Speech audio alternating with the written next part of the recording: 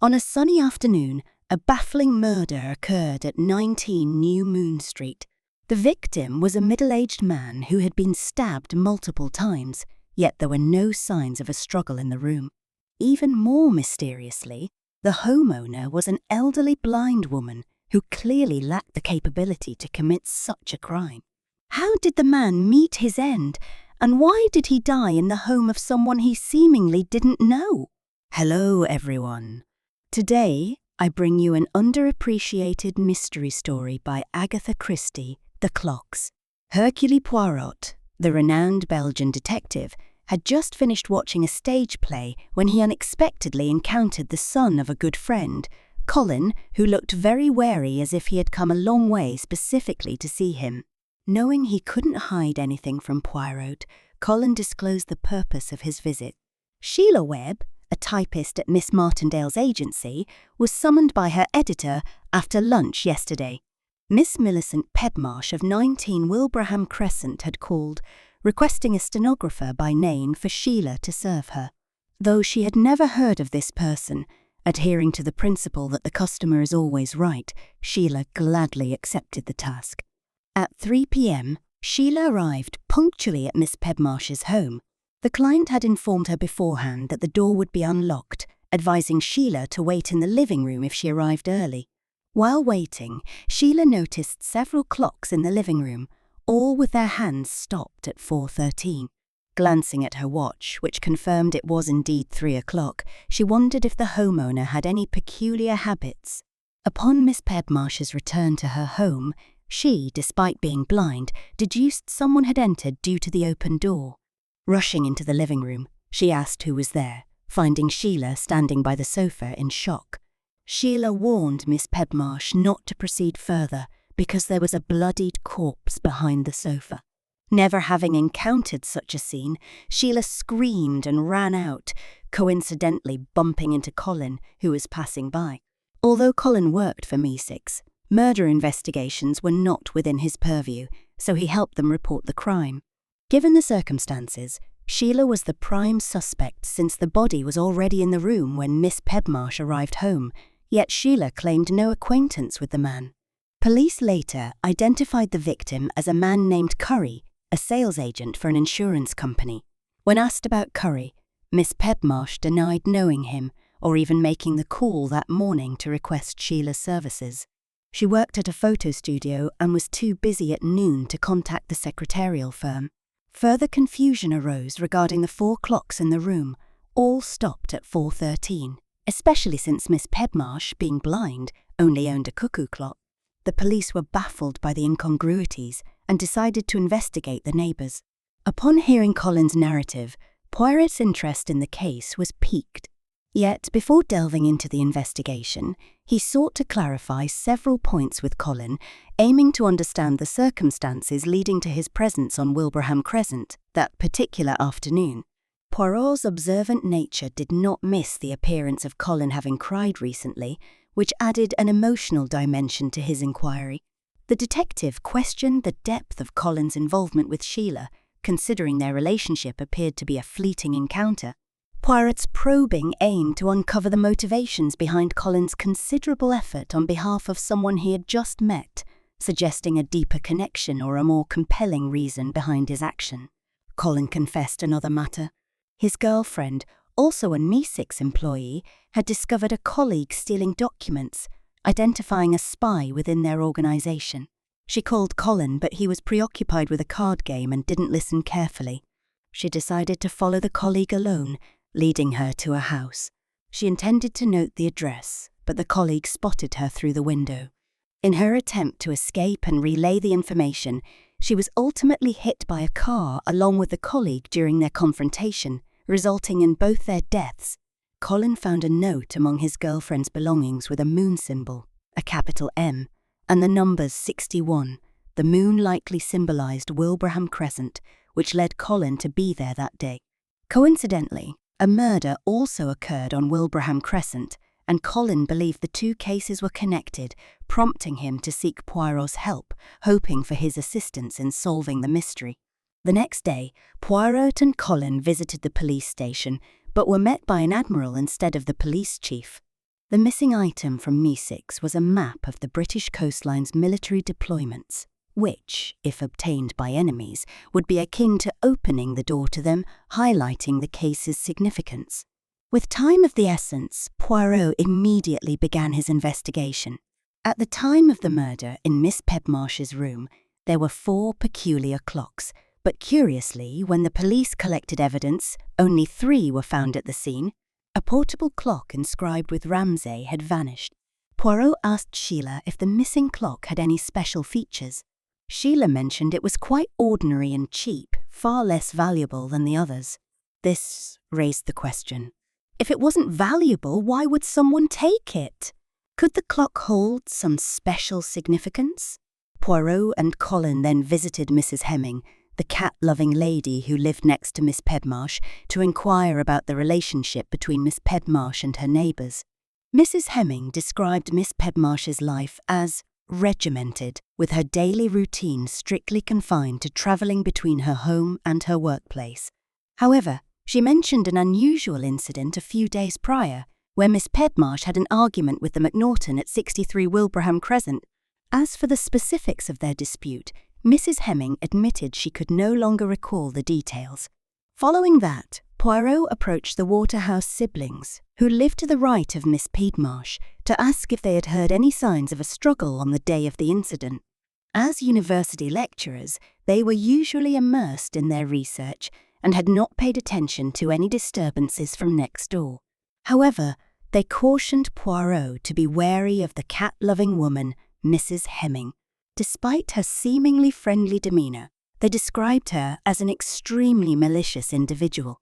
At this juncture, Inspector Hardcastle shared a startling revelation. The murdered man wasn't named Curry, the insurance company he supposedly worked for didn't exist, and, even more bewildering, all the labels had been cut from his clothing. It was evident someone was attempting to obscure his identity. Poirot then visited the Bland couple, who lived across from Miss Pedmarsh. After viewing the deceased's photograph, the couple had no leads to offer. Despite being long-time residents of the street, they had never seen the victim before. The couple, now middle-aged, exuded happiness in their conversation. Poirot was intrigued by their seemingly carefree existence.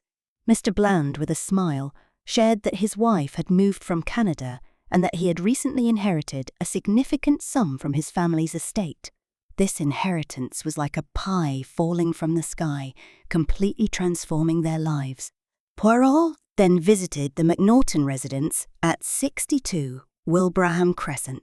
The head of the household, a retired professor, often travelled across various European countries. After his wife's death, he lived alone with his 2 daughters. Mr. Macnaughton's profession immediately piqued Poirot's interest. His frequent travels across Europe made his job ideally suited for espionage, and the initial M from the note could match Macnaughton.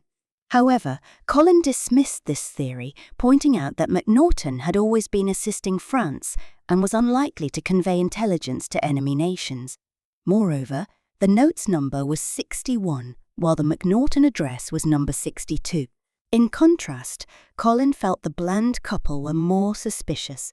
It was uncertain whether their inheritance was genuinely passed down, or if it was dirty money sent from some European country. Later, Poirot and his companions visited Miss Martindale's agency. Miss Pedmarsh had asserted that she did not know Sheila and had never contacted Miss Martindale's agency. Inspector Hardcastle was interested in the specifics of the call received by the editor, Miss Catherine Martindale, around lunchtime. She noted that the call was taken and recorded in her notebook, much like any other order, without anything unusual.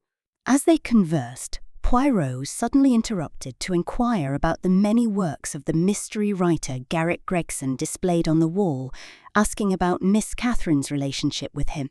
She revealed that she had been Mr. Gregson's personal assistant and, following his death, took charge of managing his estate, including numerous published and unpublished manuscripts. As the conversation drifted away from the case, Colin and Sheila stepped outside for a breather. Sheila was in a dire situation. Though there was no direct evidence linking her to the murder, both Inspector Hardcastle and Miss Catherine regarded her with suspicion. making her feel incredibly tormented. Colin, seeing Sheila in distress, felt a surge of compassion. He hoped Sheila was not the murderer and was determined to clear her name. As the hearing approached, Sheila received a mysterious letter reminding her of 413. This time, and its significance remained unclear, leaving Sheila puzzled about the sender's intentions and the message they were trying to convey. This cryptic reminder added another layer of intrigue to the already complex case, suggesting that there might be more beneath the surface of the investigation. Meanwhile, the Bland couple also prepared to attend the hearing. To the outside world, they presented themselves as a loving and affectionate pair. However, behind closed doors, Mr. Bland's treatment of his wife was appalling, hinting at hidden tensions and secrets within their relationship. This contrast between their public facade and private interactions suggests that the Bland family might be more involved in the mysterious circumstances surrounding the case than initially thought, or at least that their perfect image might be a mask for deeper issues. During the hearing, the judge called 4 individuals to testify: Miss Catherine, Miss Pedmarsh, Sheila, and Inspector Hardcastle. The statements from the first 3 did not reveal anything new, as they had recounted their experiences of that day numerous times already. However, Inspector Hardcastle presented a significant new finding. The autopsy revealed the presence of a sedative in the victim's stomach, indicating that he had been drugged before his death. This revelation added a new possibility to the investigation. The victim might have been sedated and then transported to the scene of the crime. With this and other clues in hand, the police chief formulated a comprehensive theory about the case. The estimated time of the victim's death was between 2 and 3 p.m. During this period, Miss Pedmarsh was still at work, with many witnesses able to vouch for her presence, leaving Sheila as the only suspect. The theory suggested that she impersonated Miss Pedmarsh to schedule a service with the agency, then murdered the man and transported him to Miss Pedmarsh's house.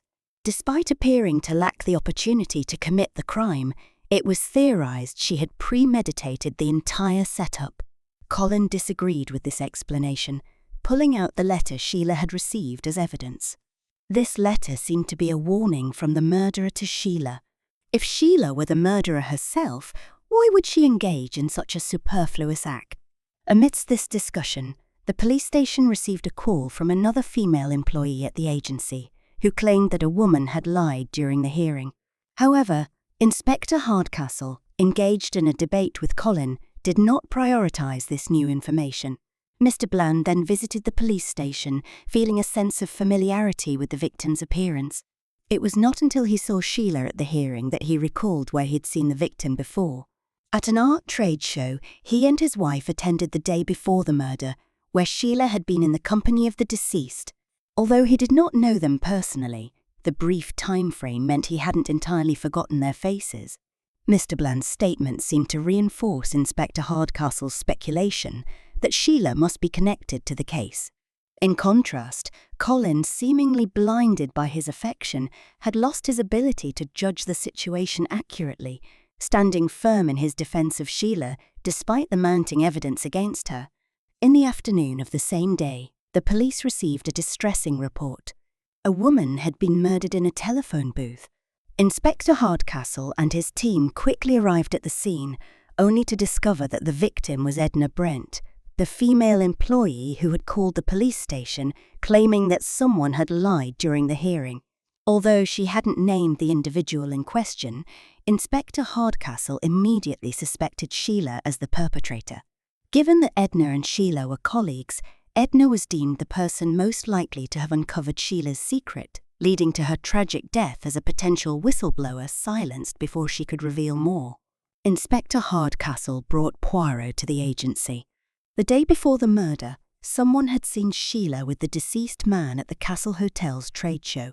It was unclear why she was there during working hours. Miss Pedmarsh provided the assignment records, which revealed that Sheila had a client named Purdy at the Castle Hotel who requested her services once a week. Despite the apparent loss of employment, Miss Pedmarsh sensed an unusual relationship between Sheila and her client. Notably, Sheila was seen wearing a silver wristwatch, an item beyond what someone of her means could afford, hinting at a possibly deeper connection or compensation from her secretive interactions with Purdy. With the name Purdy as a lead, the investigation became significantly easier. Inspector Hardcastle visited the Castle Hotel and discovered that the so-called Mr. Purdy was not the same person as the deceased.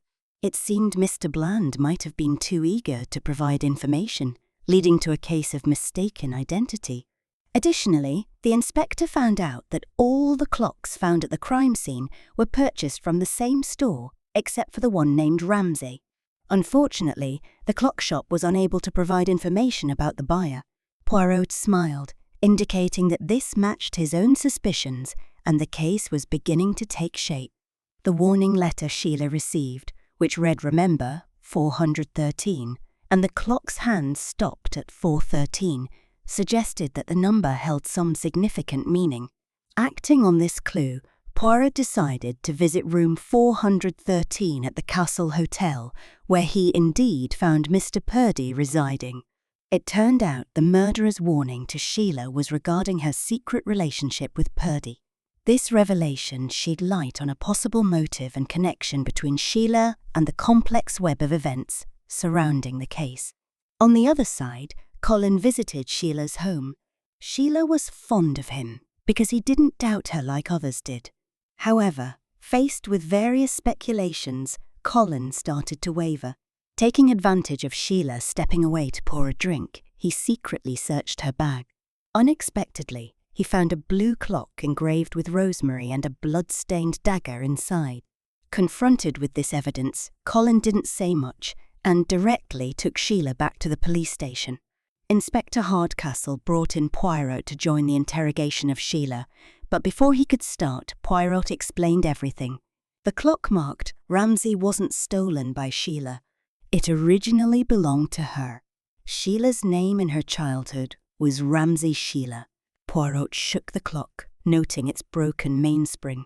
If his guess was correct, Sheila had sent the clock for repairs a few weeks ago, not expecting it to appear at the crime scene on the day of the murder, next to a corpse. Sheila's first instinct was that someone was framing her. In an attempt to clear her name, she secretly placed the clock in her bag. The time 4:13 on the clock was also immediately understandable to Sheila. She was secretly involved with a client, which was her secret. However, she couldn't fathom why someone would want to expose her disgrace.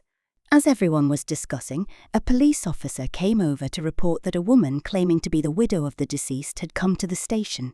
She had seen the photo in the newspaper and came specifically to identify the body. Her husband's name was Harry, and their relationship was not good. He often pretended to be in the insurance business to deceive single women. A few years ago, when he was engaged to another woman, he even scammed all of her savings. The inspector asked her if there was any distinctive feature on the body, as they couldn't just take her word for it. The woman mentioned that her husband had a scar behind his left ear from a shaving accident over a decade ago. The officer checked and confirmed that the woman's claim was true. Although the case was becoming increasingly complex, Poirot knew that once the fog was cleared, the truth would be quite simple. In the afternoon, Poirot unexpectedly encountered the two daughters of the Macnaughton family.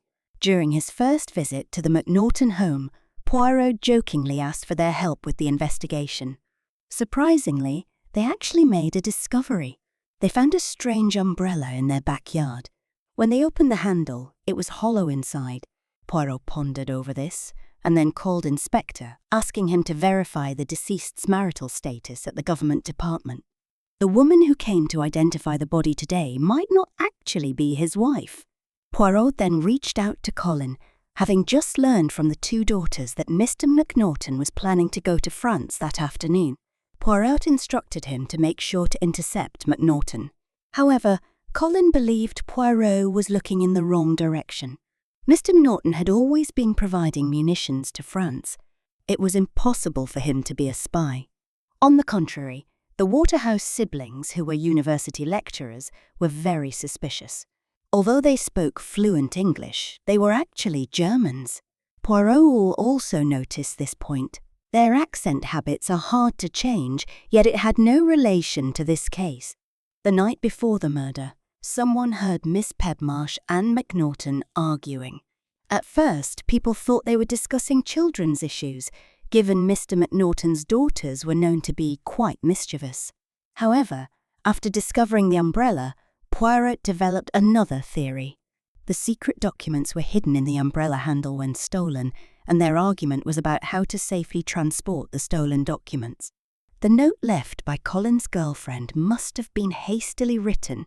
People thought it depicted a moon symbol, a capital M, and the number 61, but when the note was flipped over, the message changed to the number 19, a capital W, and a moon symbol, leading to a very clear clue.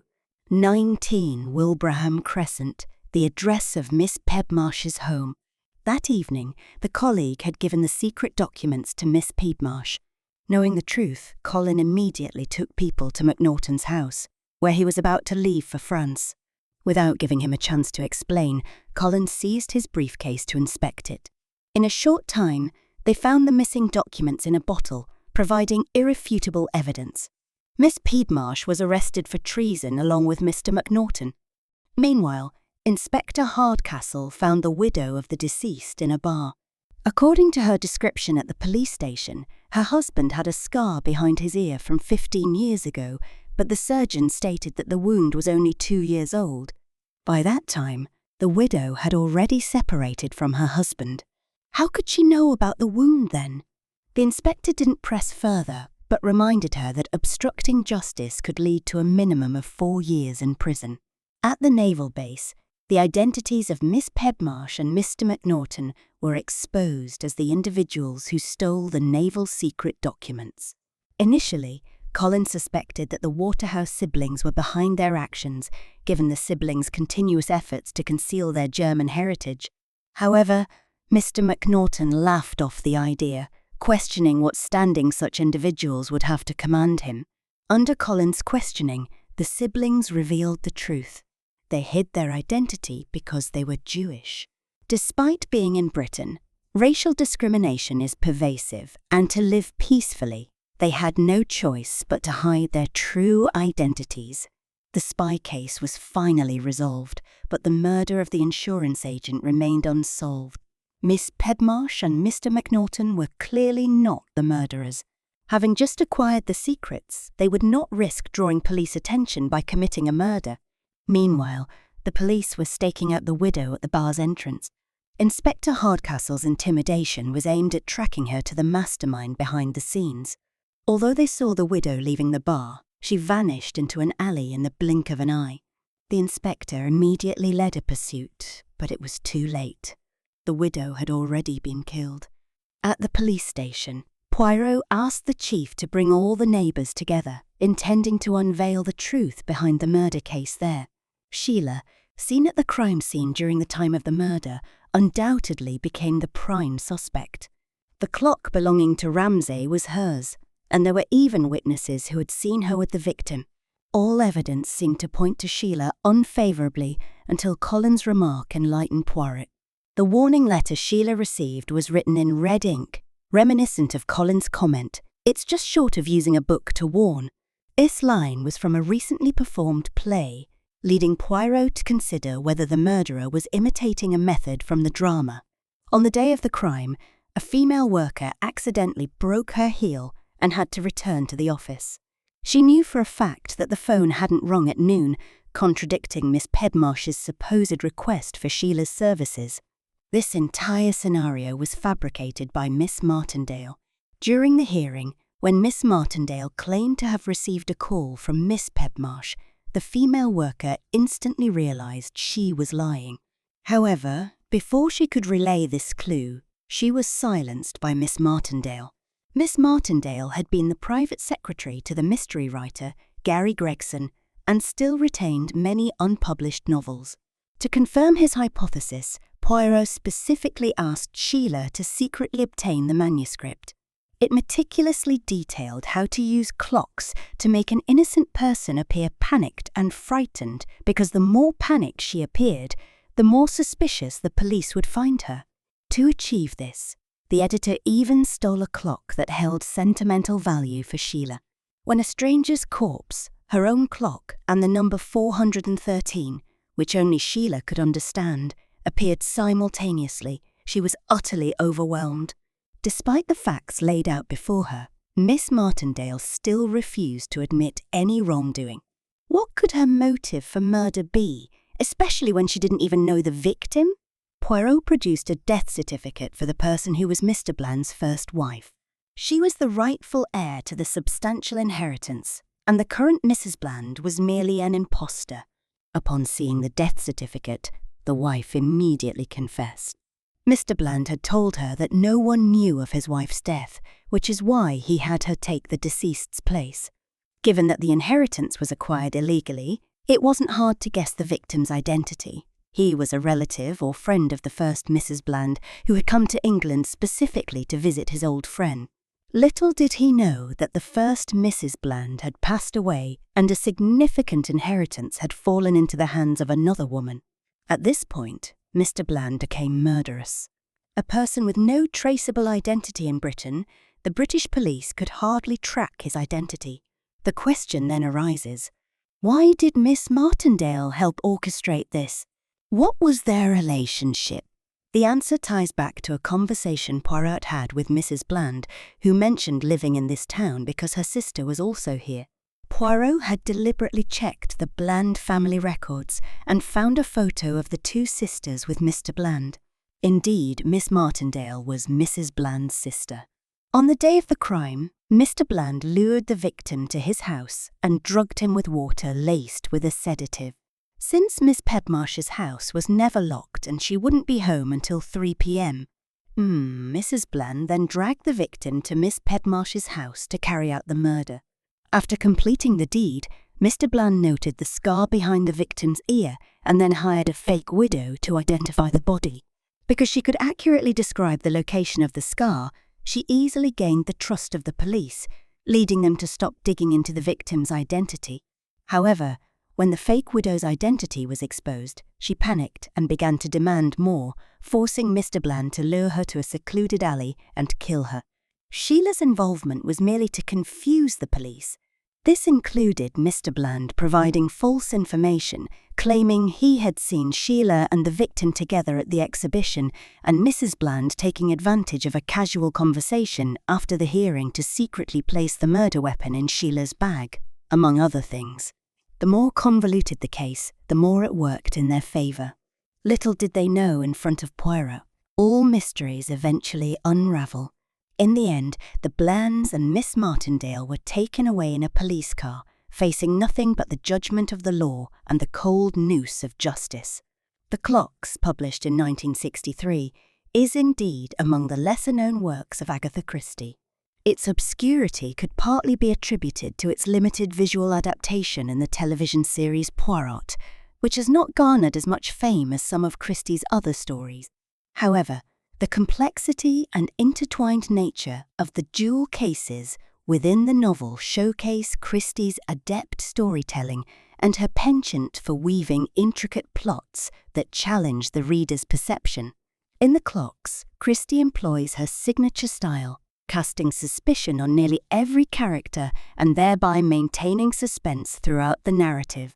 The story unfolds along two main plot lines, each with its own set of culprits and motives, which is a testament to Christie's ability to juggle multiple storylines while leading the reader toward an elegantly simple truth.